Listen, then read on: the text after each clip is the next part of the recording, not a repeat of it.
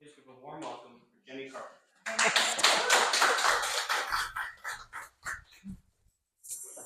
Thank you, Tanner. And thank you for DVAA for having me here and showing my work. I think a logical place to start is wood. Obviously, that's the construct that I am partial to. And I started working on wood, many years ago, and it's gone through different iterations. It started in portraiture, and I, through the years, went from just traditional portraiture to moving far away and having more narrative paintings where the whole figure is encapsulated in the grain. And then over the last 5 or 6 years, I started doing the extreme opposite. So instead of having a huge environment and the grain being the environment, the grain then became the actual figure itself. And so that's why when you look at the paintings, it's more of a close-up of a fold or a bend of an elbow or a knee. But to come back a little bit further, the impetus for this particular series started during the pandemic. Like, I think a lot of people had a bit of a reverse course in their work. And it started with the many road trips we took back and forth during the pandemic between Cold Spring in the Hudson Valley where we live and I-80 all the way to Omaha. And if you've ever driven I-80, you know how flat it is, and you know that the expanse is indeed expansive. You see for miles and miles and miles. And to pass the time going from state to state to state, I would grid out the landscape, and it would be gridded by the mile markers. So I'd have these vertical lines going up over flat cornfields or wheat fields, and that's kind of how I started to think about gridding out paintings and using the grain as either a vertical or a horizontal, and then the graphite or the paint itself would intersect, and that would create a flow within the panel. Now, I also, when we landed in Omaha with my family, I would escape our house, which was housed my husband and then our 2 kids who were being homeschooled in 4th grade. So I would escape them and take the car and go out outstate Nebraska. And there's an area called the Bohemian Alps, because a lot of people from that part of Europe had settled and farmed in that area. And it no longer was flat, but rolling hills. And I took a lot of documentation between the Bohemian Alps and Iowa and Indiana, coming back and forth to Omaha. And that became the basis for this particular series. So once I got back to the studio, I would take the images and superimpose them onto panels of grain. I would take photos of those as well. And it really does all begin with the grain. That dictates what image will work well for one particular painting. And the concept of open spaces, obviously it came from the big sky country from where I'm from. You really can't escape your past or your home. And then it also became more of a mental space for me as well, because during that time frame, it was very hectic and chaotic, both out in the world as well as in our house. And so I would literally just like go curl up, take like 5 minutes to kind of regroup. And I started taking photos of myself kind of like in fetal positions, taking a moment to get some mental space. And it became the combination of, you know, hearkening back to the landscape of Nebraska and Iowa and those extreme close-ups that I took in photography of the different folds of my own body. And I would superimpose all of those over different wood grains. And I would do that over and over until one particular image just kind of clicked. And I knew that was done. And then once it clicked, I would take that image and draw it out. And I would draw it out over and over, deleting information as I went, until it became just the information that I felt was needed. And then at that point, I would get to the grain. And then really, I didn't think much once I got there because I had done so much kind of homework before that, that once I got to the panel itself, I would start out with a graphite, draw it out, and then paint. But really it was at this point a conversation between the grain and myself. And sometimes it was contradictory, sometimes it was an argument, and sometimes we got along. And that's how the painting kind of evolved. I never know how a painting's going to end. It really depends on the grain. It really does. So the larger ones were the ones I did first in this series.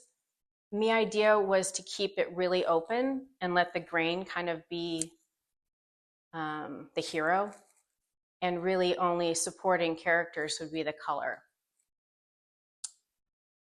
It took many, many days and weeks. Believe it or not, there are quite a few layers in there. It's just really thinly painted. And I would have to wait for each layer to dry. There's so much linseed oil.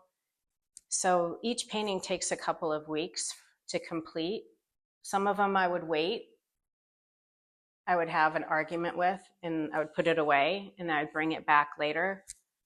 And the problem for me with this type of painting is that you make a mistake, you can't fix it. You can't paint over it because then you'd be painting the grain.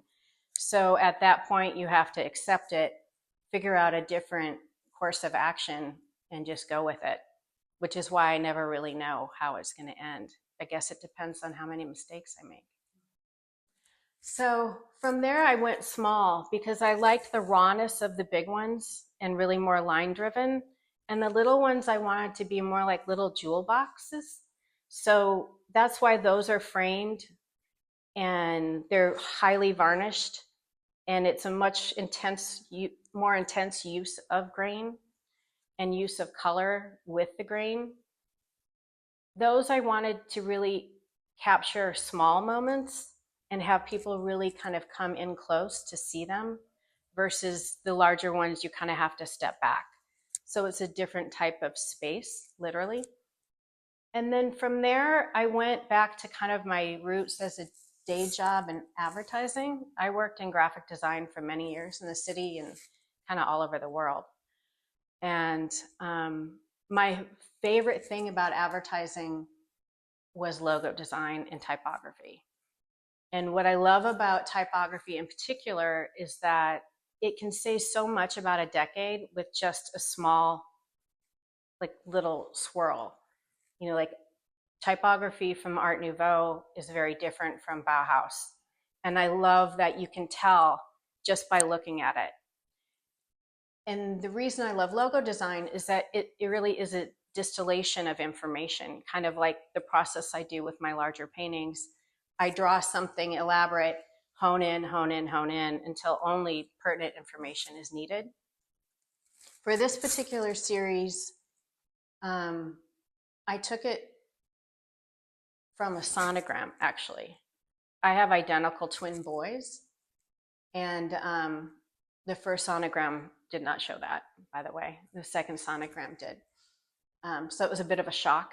And so I tend to think in duality and polar opposites and kind of the yin and yang of it all. This really does encapsulate kind of the reaction I had, given that it is a diptych. It's a circle, but it's cut. And then the progression of the sonograms as they got bigger. So that's kind of a direction I would like to keep going, maybe go larger, more graphic, but I always return to painting itself. The other big takeaway from all the road trips on I-80, I started doing installation work. And this is reflective in a matter of speaking, in that it really is more sensitive and nuanced, and I'm hoping has a bit of a calming effect, reflective. The materials I use for installation work is literally reflective. I use reflective materials that you use on roadside signs, and I do outdoor installations using those materials. And that's what I did at UConn. Is it a temporary outdoor installation? I have another installation going in Tudor City next week. That will be temporary for their art show, so showcase.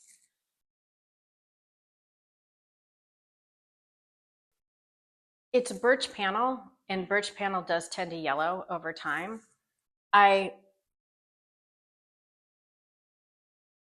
Again, it might go back to design, but I love literally white space. The use of white space gives you time to think about something or like really hone in on something.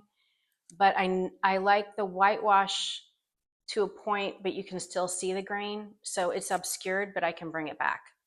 So maybe that's kind of why I go down that direction. It's like I don't want it to be so apparent that it's green that I'm working with, but it is still very much part of the conversation, and it does dictate how a painting turns out.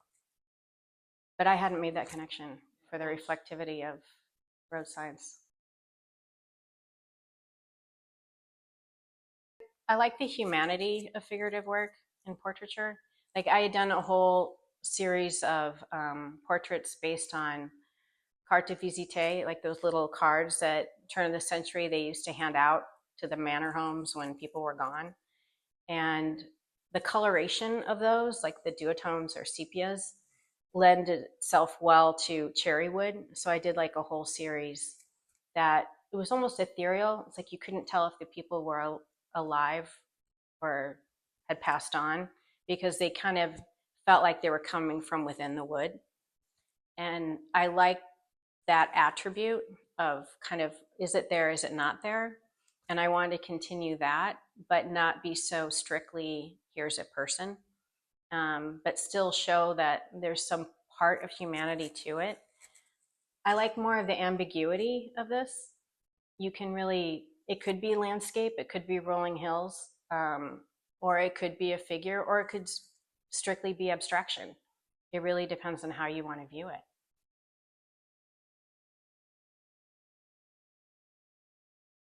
A little bit. Titles really are important to me. They are also ambiguous, and so it's not going to tell you what it is really. They're sometimes a little snarky. It's more of kind of conversations I've had with people, and they've said something, or there's been an interchange I find funny, or like one of them, I don't remember which one now, but there's always a parade going up Main Street in Cold Spring. Like I don't know what it is with this village and parades, and we live on Main Street. So it's like every Saturday I look at Kevin and be like, oh my God, there's another parade. It's like, what day is it now? And so one of the paintings was just another parade up Main Street. It's like, they're kind of like snippets or moments of time, which the paintings are physically as well. But it's just another little kind of like thing to show you that it's just what I'm thinking. Or it could also be, I listen to a lot of music when I'm painting, so it might be a lyric that kind of catches my eye. And like I have a notebook and I write them all down. And so sometimes when I'm painting, I'll think about the title, and it may or may not influence, but it kind of sometimes cracks me up too.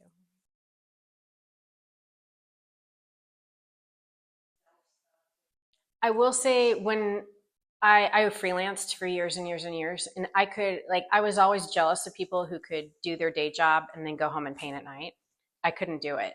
Like I would freelance for a couple of months and then take a couple of months off to paint, and it literally would take me like a month to detox from advertising in order to kind of like, because it's a different way of thinking. Yeah, no, I could never. I was always just kind of like gobsmacked by people who could do both at the same time. I just didn't have the brain. No, I mean, no. Like I tried, and it was just like, and it's like, it's just not working. No, I literally had a detox period. Ooh, I have not gone larger than this on wood. Um, More for a practicality perspective, it's cumbersome. Um, I went actually smaller, but with the veneer, I would like to go much bigger. Yeah, I want to play with the fact that the edges aren't flat, straight, hard. Um, I kind of like the edges. You can see the shadow coming off the wall. I also like this raw cherry veneer. Cherry will darken, so I like kind of the idea that it will change through time. And also the linseed oil that I use bleeds into the veneer, which I like. I don't really have any control over that at all. So I like the juxtaposition of it's a really hard edge, but yet the wood still wins out.